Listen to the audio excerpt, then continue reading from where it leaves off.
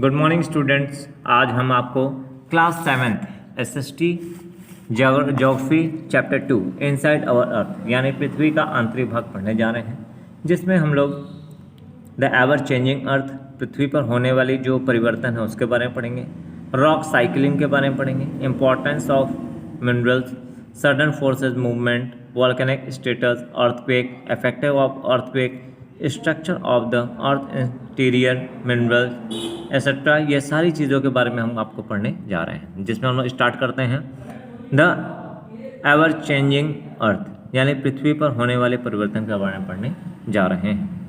The appearance of the earth is constantly changing. The change in the earth surface is continue process, yet most changes occur so slowly so to be untickable in the course of the hundreds of generations of mankind. This is why the major continent and the seas have looked the same of millions of years.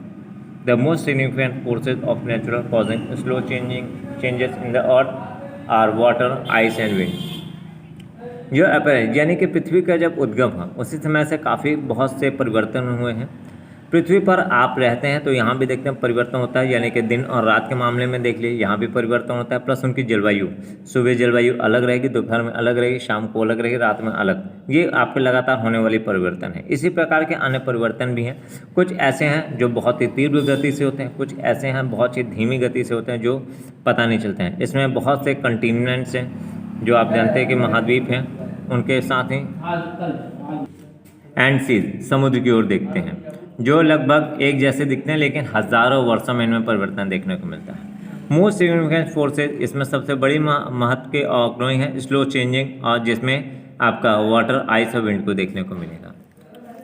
The major surface feature on the earth are continent, जो मुख्य surface हैं, major sources features हैं, जिसमें आपका continent और ocean basins आते हैं, यानी कि हमारे महाद्वीप और महासागर आते हैं। Of the whole surface of the earth less than the 1/3 are land masses, जिसमें लगभग आप जानते हैं कि पृथ्वी का 1/3 भाग भूमि का है, बाकी वो आपका कवर्ड रेस्ट ऑफ वाटर यानी कि पानी से घिरा हुआ है। The continent and the ocean basin are irregular arrange on the earth, ये महासागर और ओशन जो हैं ये irregular arrange on the earth, पृथ्वी पर इरेगुलर रहते हैं, यानी हमेशा रहते हैं, स्थायी रूप से रहते हैं। The northern hemisphere has more land than the southern hemisphere, अगर हम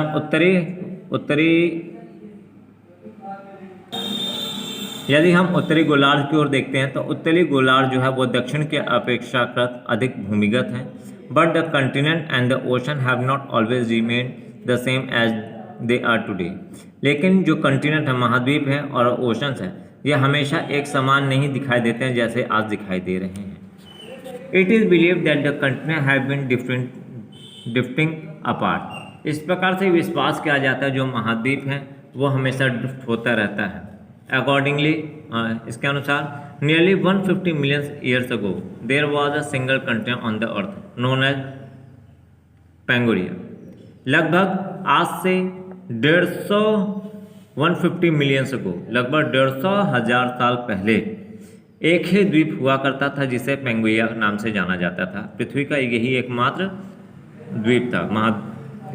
this super continent broke into the several pieces, उसके बाद यह कई खंडों में टूट गया।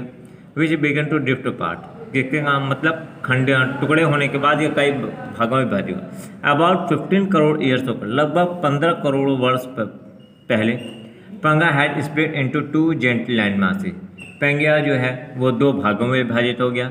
एक हो गया northern continent known as Laurasia and the southern land called Gondwana land, यानी ये 2 भागों में विभाजित हुआ। जो उत्तर की ओर गया उसे हमने ल्यूरेशिया के नाम से जाना, जबकि दक्षिण की ओर जो गया उसे हमने गोंडवाना लैंड के नाम से जाना।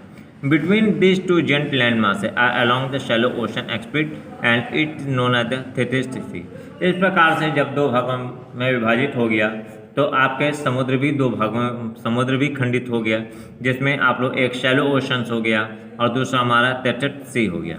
It has been established by the theory of plate tectonic, जिसे हम लोग टेक्टोनिक प्लेट्स के कारण ही बना, एस्टेब्लिशिंग के कारण दैट कंटिनेंट मूविंग और the plate on the semi liquid surface. इस प्रकार से टेक्टोनिक प्लेट्स में क्रिया हुई जिसके कारण कुछ तरल पदार्थ उसके अंदर से निकला। इस प्रकार से thus it now land support the theory of continent drifting. इस प्रकार से इसे हम लोग थ्योरी ऑफ कंटिनेंट ड्रिफ्टिंग के नाम से जानते हैं। Now we can see how the various realms of the earth the lithos यानी कि land masses but the atmosphere the air envelope.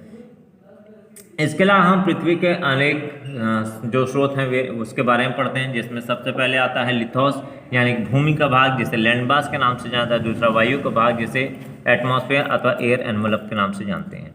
अगला आता है हाइड्रोस्फीयर यानी वाटर बॉडी यानी कि जलीय भाग जिसे हम लोग हाइड्रोस्फीयर के नाम से जानते हैं।